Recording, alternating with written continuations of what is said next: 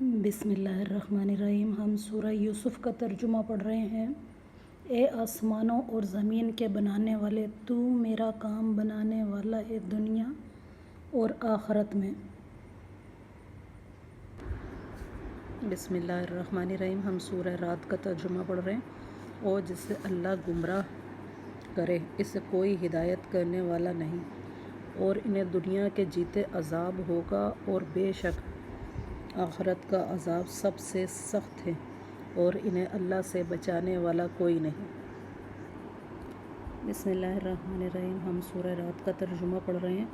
تم فرماؤ وہ میرا رب ہے، اس کے سوا کسی کی بندگی نہیں، میں نے اسی پر بھروسہ کیا اور اسی کی طرف میری رجوع ہے۔ اور اگر کوئی ایسا قرآن آتا جس سے پہاڑ ٹل جاتے یا زمین پھٹ جاتی یا مردے باتیں کرتے، جب بھی یہ کافر نہ مانتے۔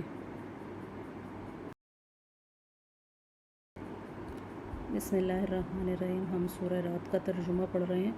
تم فرماؤ وہ میرا رب ہے، اس کے سوا کسی کی بندگی نہیں، میں نے اسی پر بھروسہ کیا اور اسی کی طرف میری رجوع ہے۔ اور اگر کوئی ایسا قرآن آتا جس سے پہاڑ ٹل جاتے یا زمین پھٹ جاتی یا مردے باتیں کرتے، جب بھی یہ کافر نہ مانتے۔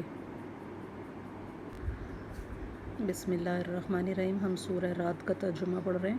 اور جسے اللہ گمراہ کرے اسے کوئی ہدایت کرنے والا نہیں، اور انہیں دنیا کے جیتے عذاب ہوگا، اور بے شک آخرت کا عذاب سب سے سخت ہے، اور انہیں اللہ سے بچانے والا کوئی نہیں۔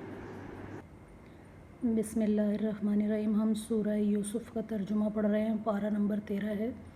بے شک میرا رب جس بات کو چاہے آسان کرتے، بے شک وہی علم و حکمت والا ہے۔